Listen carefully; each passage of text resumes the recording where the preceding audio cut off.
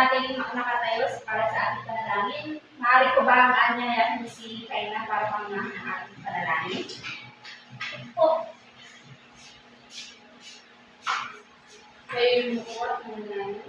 Angel of God, my heaven and here, whom has love and is here. Every state, let my son, light and joy, rule and light. Amen. Bago kayo po, pakiayos yung mga upuan ninyo at pulutin ang mga nakakalap na nakakalat sa ibabaw ng upuan. Okay. Class Secretary, meron po bang iba sa araw na ito? Wala po. Okay. Nagagala ako kasi ako dahil wala mong iba sa araw na ito. Ngayon, bago tayo dumako sa ating tatalakayin, meron tayong alituntunin na dapat ninyong sundin hanggang matapos ang ating talakayan. Ito ay ang, anong napansin dito? Tumahimik. Okay. Tumahimik at makinig sa akin. Kasi marami akong gustong ipasagot sa inyo pagkatapos yung nanood sa video na ipapanood ko. Ano to? Makinig. Makinig. And then the last is? Magtaas ng kamay. Taas ng kamay. Okay. Kung may gusto kayong sabihin, anong gagawin nyo? Taas ng kamay.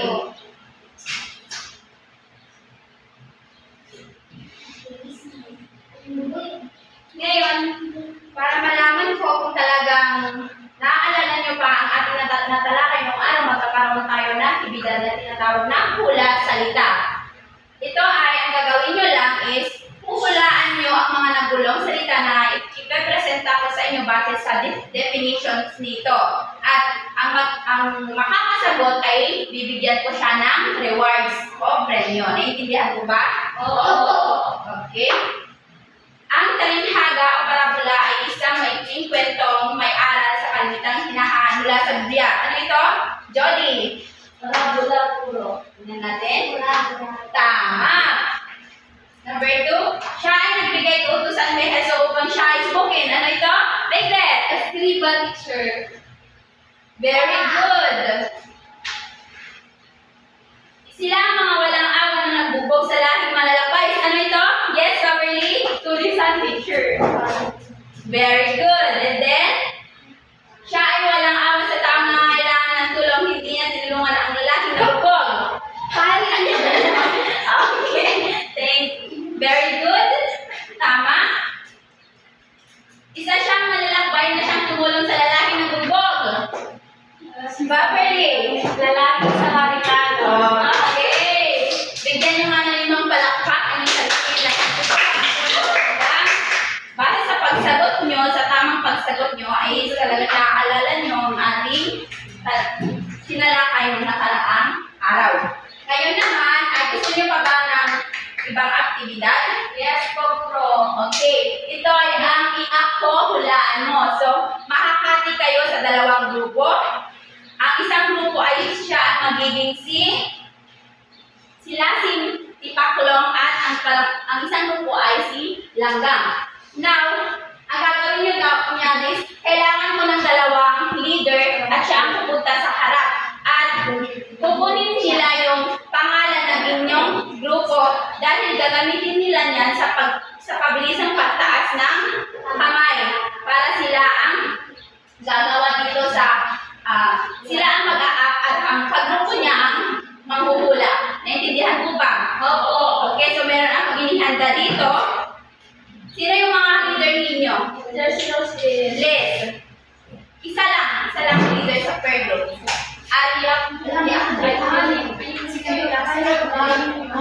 Sige.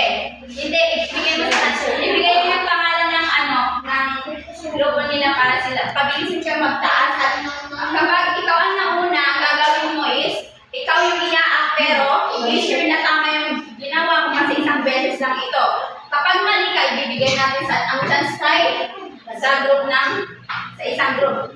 Ngayon, ay kayo, lapit kayo sa akin. Ito ay Pitang. Isa, dalawa, tatlo. Okay, kaya na. Namimigay. Tama. Ito ay namimigay o mapagbigay. Bigay. Pangalawa.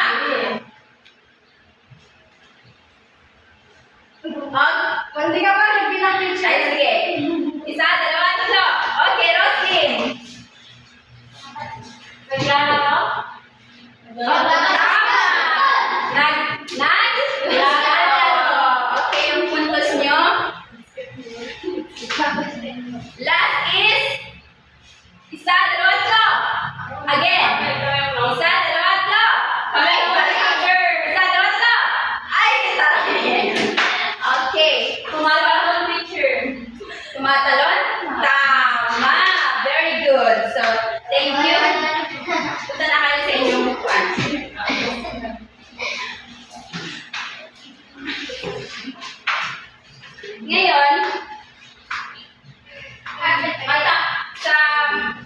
Ngayon, sa panghuhulan, ngayon dahil natapos yun ang nahulaan ang mga salita na ginaya ng inyong mga leaders, narito yung mga salita niyo. Ang gagawin nyo is, kukunin nyo ito at ididikit nyo dito sa inihanda kong chart. Ilalagay nyo ito sa kanila kung sino sa tingin nyo ang may katangian o kilos na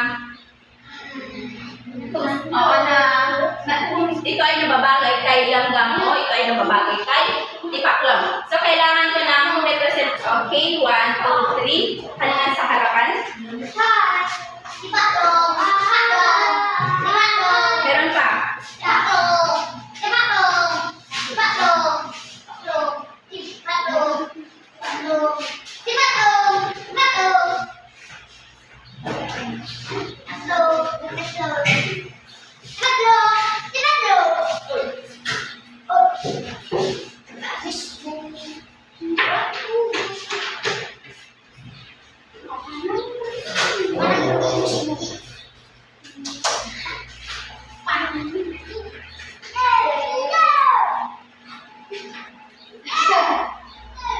Maraming salamat.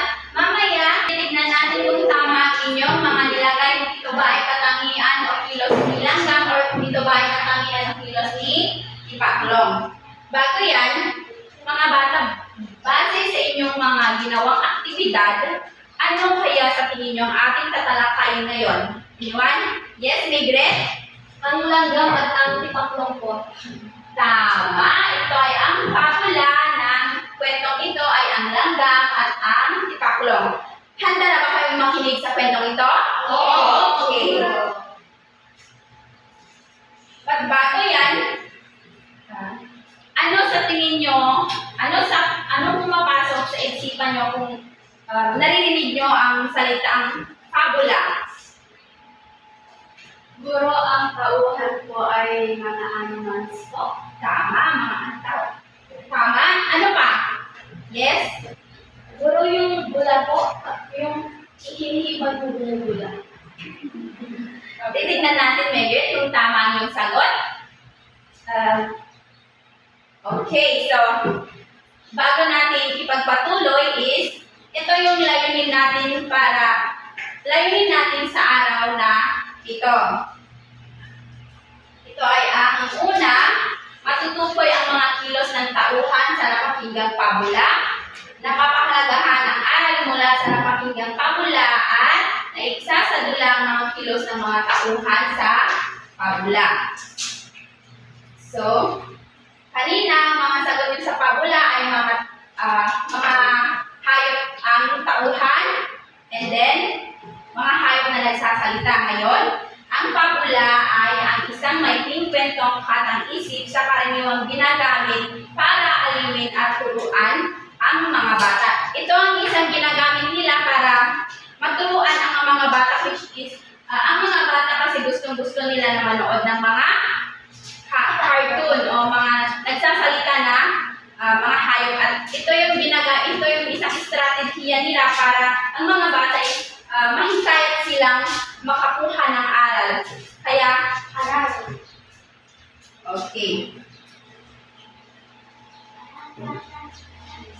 Ngayon, pakinggan natin ang kwento ni Ang Langgam at Ang Tipaklong. Ba't ba, habang kayo nanonood, ang kailangan mong gawin is ililista ninyo ang mga importanteng detalye na nakukuha ninyo dito. Naiintindihan ko ba mga bata? Opo. Si Tipaklong at si Langgam. Isang araw, sa panahon ng tag-init, may isang tipaklong na mahilig tumugtog ng gitara at kumanta. Umaga kay ganda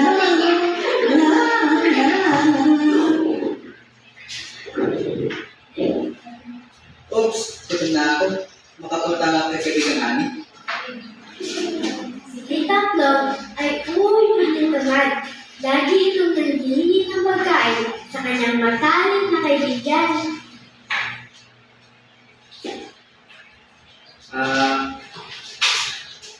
Kaibigan Ani. Natasahin ka na? Dahil naman. Ang galing mo talaga siman po, no? Pasensya ka na, kaibigan. Kakagising ko lang kasi. Hihihi. Ay, ano po ba ang bago? Tanghali ka na naman talaga gumigising.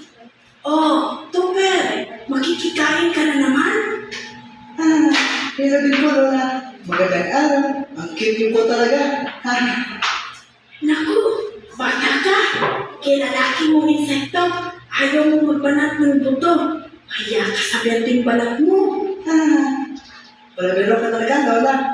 Pasok na po ako. Kaya na tayo. Sa ilalim ng sikat ng araw, abala si Langgam sa paghahakot ng pagkain. Ang ganda ng sikat ng araw. La, la, la. Oh, Ani, abala ka ata. Ano ba yung pinagagawa mo? Bukas ng stress. Nag-iitlog ako ng pagkain para sa darating na tagulan. Ang uwi mo naman masyado. Malayo pa ang tagulan. Tingnan mo. Ang ganda ng sikat ng araw. Click ka. At magandahan tayo. La la la la la. Hindi pwede. Kailangan ko magtrabaho. Paano naman si Lola? Pag walang kain, ikaw din dapat, Tupper. Mag-iipon ka ng mga kain mo para sa tagulan. Masyado kang seryoso sa buhay, Ani. Tatanda kang dalaga niyo. Dito lang ako. At kakanta. Magdamag. O siya, sige. Bahala ka sa buhay mo at ako'y marami pang gagawin. Diyan ka na. At nagpatuloy sa pag-iimpok ng pagkain si Langgam. Mayroong mansanas, butil ng bigas, at marami pang iba. Samantalang si Tipaklong ay nagpatuloy rin sa kanyang pagtugtog at pagkanta. Ani, kaibigan, may makakain ka ba dyan?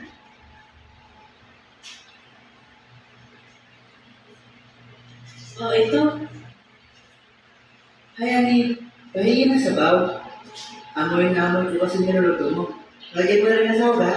Ani, sumusobra ka na ha? Lahat na lang ba iaasa mo sa akin? kalma lang kaibigan, ang pasyon mo. Nakalimutan mo ata may lola akong pinapakain. Kaya ako nag-iipon ng pagkain. Malapit na ang tagulan, kaya nagbabudget ako. Pasensya ka na, kaibigan. Ikaw lang kasi malapitan ko. Sige, alis na ako. Ay, Tupper, sandali. Pasensya na at nasigawan kita. Nakakapagod kasi ang trabaho. Pero kinaya ko para may makain kami sa darating na tagulan. Kaya sana, magtungko ka rin para sa sarili mo. Pasensya ka na, kaibigan. Simula bukas, mag-iimpok na lang ako. Makakaya na lang kasi sa inyo. Oh, ngayon ka lang hiya. Paano ka talaga, Ani? At binigyan niya ni Langgam si Tipaklong ng pagkain. Kinabukasan, abala ulit si Langgam sa paghahakot ng pagkain. Kahit hirap ito, ay kinakaya ang bigat at pagod sapagkat malapit na ang tag-ulan. Oh, Ani, naghahakot ka na naman. Aba, syempre, kung hindi ko ito gagawin, wala kami makakain. Ay, ang sipag mo talaga. Mag-enjoy ka naman. Aba, teka, sabi mo kahapon na mag-iipon ka ng iyong pagkain simula ngayon. Kailangan mo na magtrabaho. Malapit mo talaga ang tagulan. Mas kinaganahan akong tumugtog eh. Saka na lang. Naggalit si Langgam. Panigurado, manghihingi ulit ito ng pagkain. Ewan ko sa iyo. Bahala ka sa buhay mo. Huwag na huwag kang maghihingi ng pagkain sa akin, ha? At dumating na nga ang tag-ulan. Mami, wala akong pasyagawa, please. Gutom na ako. Sana nakinig ako kung kaibigan na niyo. Hindi sana may nakakain ako ngayon. Pumunta to kaya ganito yun sa akin. Ay, paala na. Pumunta si Tita Clong sa bahay ng mga langgam. Nang magpatingin ito sa bintana, nakita niya si Annie at ang lola niya masayang kumakain sa pagkainan. At marami itong nakaimbak na pagkain. Yes? Ano kailangan mo to, Ben? Ano? Sorry, Annie. Tigas ang ulo ko at amal. Hihingi sana ako ng konting pagkain. Pangako, last na to. Sa darating na tag-init, mag-iimpok na talaga ako ng pagkain. Promise. Totoo na ba yan? Totoo. Pangako, magiging responsible na ako. Pasensya ka na, kaibigan. O siya, sige, pasok. Salamat, kaibigan. At napakabuti mo. Nang dumating ang tag-init, naging masipag na si Tita Clong. Nag-iimpok na rin ito ng pagkain para sa darating na tag-ulan.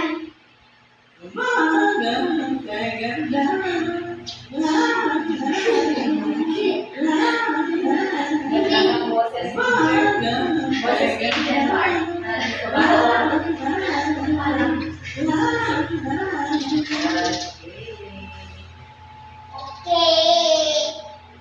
Nag-enjoy ba kayo sa kwento? Opo. Ganyan, mayroon akong tanong tungkol sa kwento.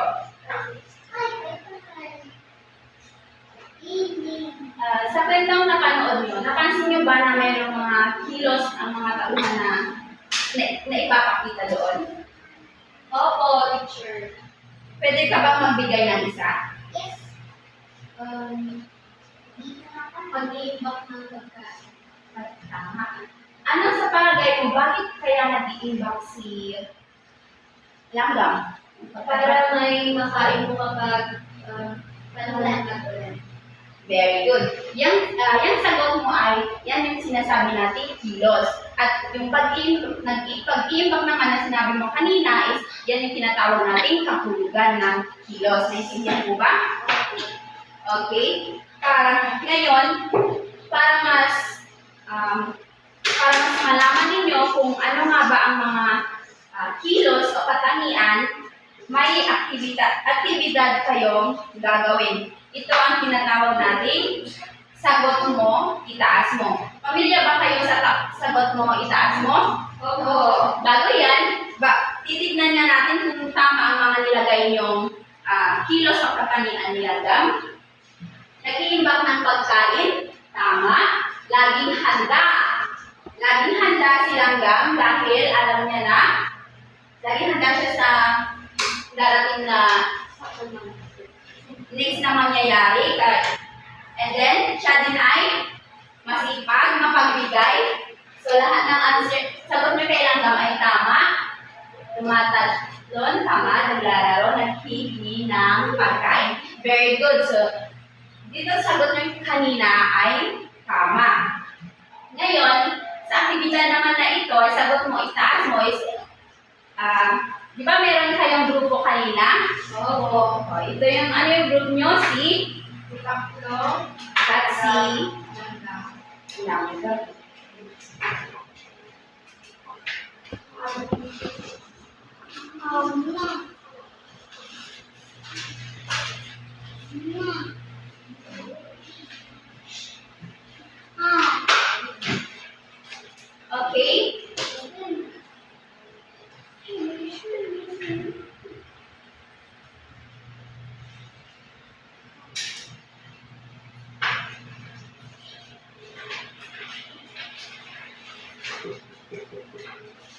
Meron akong ibibigay na pagsusulatan ng inyong, dito nyo isusulat ang mga sagot ninyo.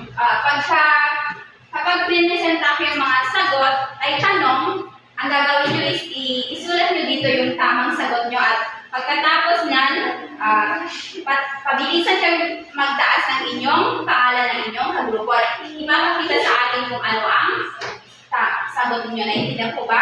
Opo.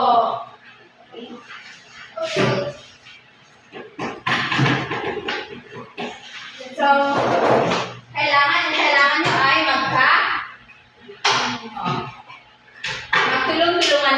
magtulong-tulungan kayo para gawin iyan. Ang unang tanong ay,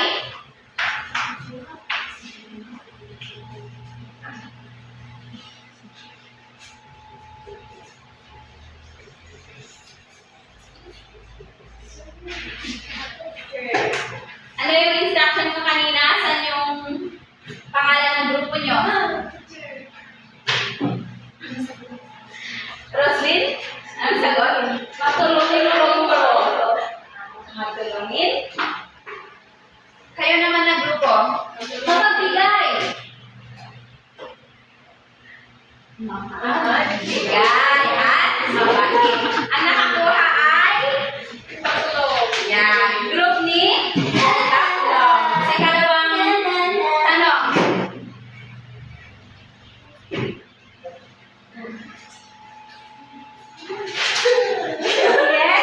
Yes. Ang sagot ko ay langgam. Ano yung instruction natin kanina? Para yung mga kahulugan ng heroes nila. Yes? Matalino? Ikaw? Responsible! Nag-iisip ng maayos para sa kinabukasan. Talino pala. Lagi na sa picture. Walang nakakuha ng tama. Okay, bonus yung points na yun. Pero, nakuha yun ang tamang sagot nun. Ikatlong tanong.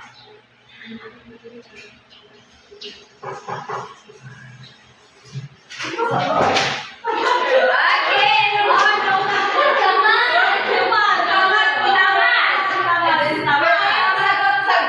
sagot. Ay, tamang sagot. Tamaan, walang pakialam. Ang nauna ay, kayo kasi ang tinataas nyo is yung papel, hindi yung pangalan ng grupo nyo. Okay. Last question.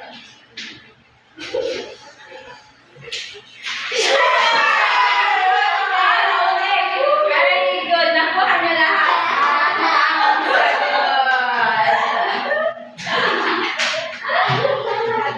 ngayon, naiintindihan nyo na ba kung ano ang kahulugan ng kilos? Opo! So, lahat ng mga kilos natin ay may kahulugan. Kagaya ng pagtutulong ninyo sa inyong mga magulang at ano pa? Kaibigan. So, kagaya din ng mga paggawa nyo ng mga gawaing bahay. Ano sa tingin nyo, bakit nyo ginagawa ang mga ito? Para matulungan po ang mga magulang. Okay. At base sa sagot mo, pinapakita mo na isa kang responsible na anak. So, yung responsible na sinasabi ko is ito yung kahulugan ng kinikilos mo. Okay. Yes? Pwede po lumabas. Okay, you may. Ngayon na talagang napansin ko na nakita ko na naiintindihan nyo ang ating tinalakay, magkakaroon kayo ng pangkatang aktibidad. At ang gagawin nyo ay masining na pagsasadula. Isasadula nyo ang mga ibibigay ko sa inyong grupo at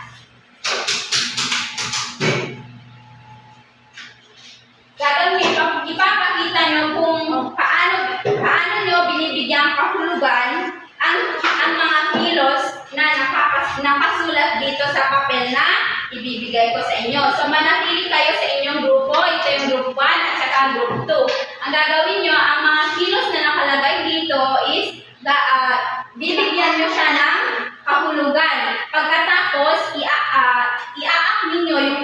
kahulugan na iyon. Naintindihan ko ba? Opo. Gagawa kayo ng simpleng senaryo para miat nyo kung ano ang kahulugan ng kilos na iyan. Bibigyan ko kayo ng 5 minuto para mag-practice at 3 segundo naman na magpe-presenta. Bago yan, narito ang ating pamantayan, kooperasyon, presentation, pamamahala ng oras. Bibigyan ko kayo ng 5 puntos sa lahat ng yan kapag nakuha nyo. Ngayon, pwede na kayong pumunta sa inyong kagrupi.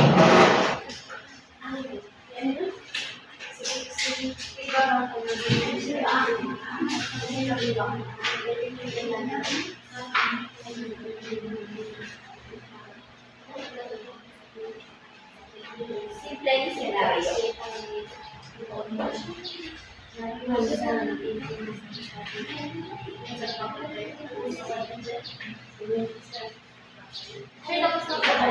Tapos na po. Okay.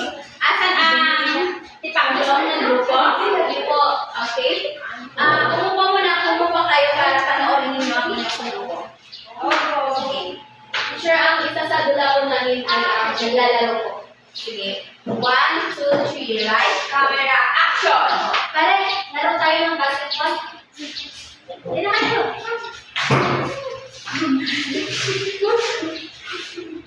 Tapos yung susunod po ay naman. Hoy, ikaw, magbugas ka na nga. Ano ba yan, Nay? Dami-dami mong sinasabi. Naglalaro ako. Ano ba naman ito? Kanina pa kautos na. Bahala ka nga dyan, Nay. Ipon, Nay. Eh, bigyan na. 5 bagsak. Group 2 ay langgang group. Asa na kayo? Lights, camera, action! Nasa sa dula namin ay laging handa nag-ipon ng pagkain. Mga anak tayo. Take 2. Dalawa, 3. Ito po ang aming isa sa dula. Laging handa nag-ipon ng pagkain at mapagbigay. Mga anak, halina kayo tumalap tayo ng ating makakain. Kasi kapag tagtag-ulan, may makakain. Sige po, Lola. Ito kayo mga makakain. At nagtatapos ang aming pagsasadula. Bigyan natin sila ng 5 palakpak. Ngayon, bibigyan natin ng puntos ang inyong ginawa.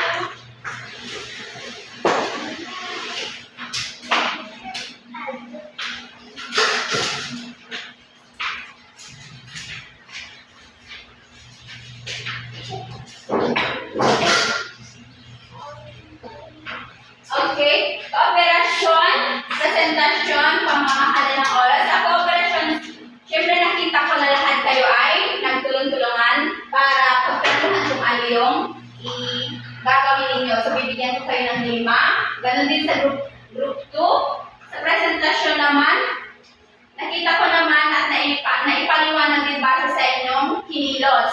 So, bibigyan ko kayo ng parehong 5 at natapos mo ito ng sa tamang oras. So, ang kabuuan ay meron kayong 15 points. Okay.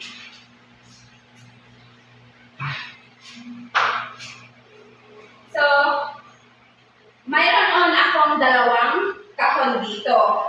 Ang isa ay ilalarawan natin bilang sakuna at ang isa naman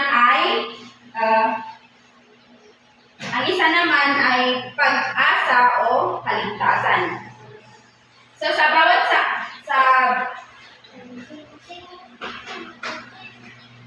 meron akong ibibigay sa inyo ng mga popsicle stick at ilalagay nyo dito kung ano ang gagawin, isusulat nyo dito kung ano ang gagawin nyo, ano ang kailangan nyong paghandaan kung may sakuna na darating. Naintindihan mo ba? Yes. Okay.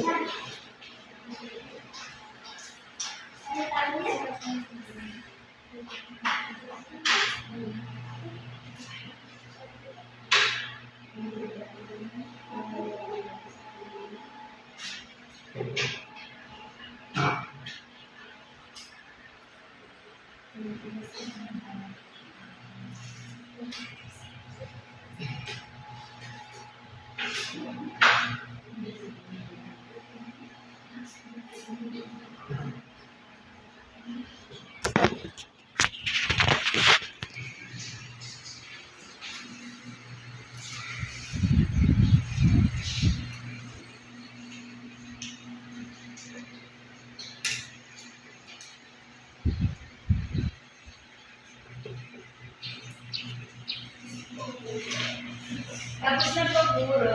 Yes. Okay? Kunin ko na. Kung tapos na, bigay na sa akin. Ngayon, gusto ko pagmasdan ninyo ang ating gagawin. So, ito yung sako na. At ito yung pag-asa o kaligtasan. Pagmasdan ninyo at obserbahan kung ano ang ating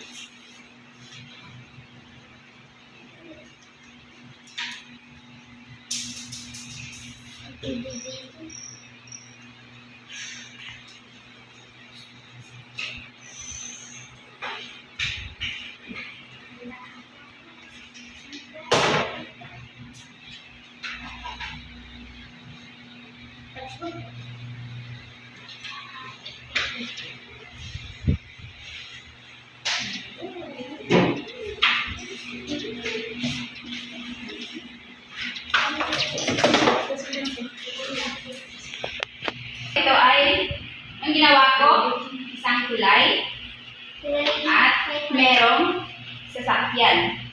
Obserbahan ninyo. Yes.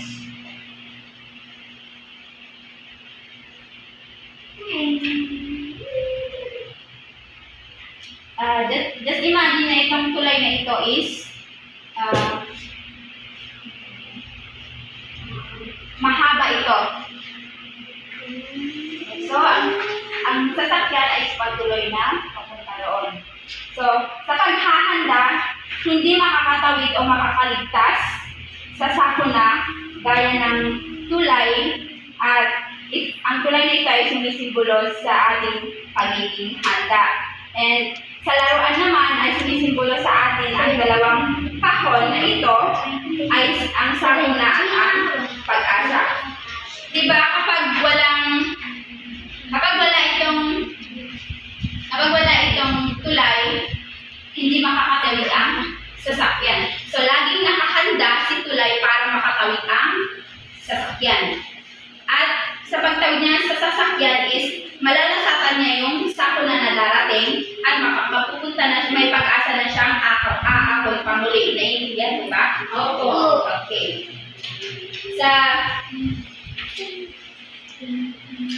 At yun yung pinapakita ni Langgam doon sa napanood natin na si Langgam ay laging handa at nag-iisip siya para sa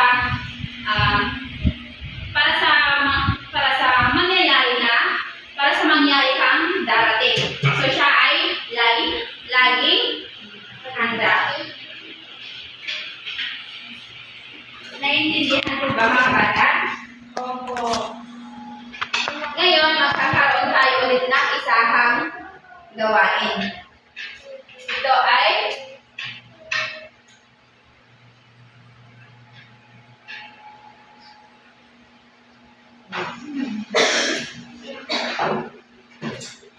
ay inyong sagutan. Kunan na ang nawawalang patlang ng tamang sagot. So, kukunan ninyo ang mga nawalang patlang para makompleto ang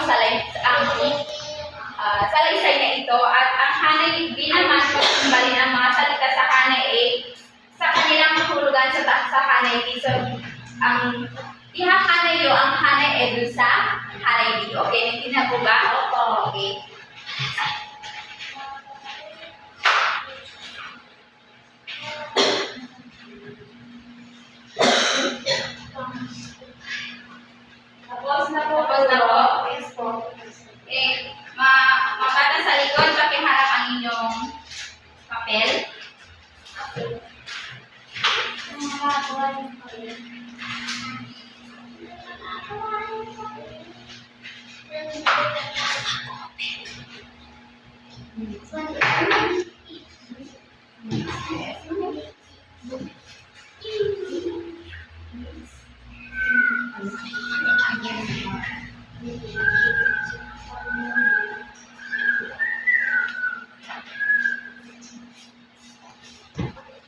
Excited na ba kayo umuwi mga bata?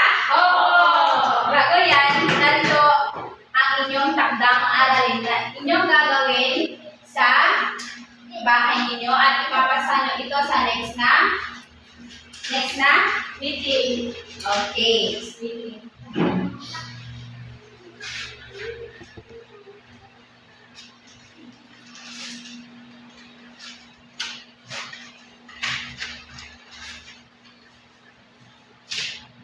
So, kumuhit ng sariling interpretasyon tungkol sa kwento ng pabula na inyong napakinggan o nabasa, ikwento kung anong kilos o katangian ang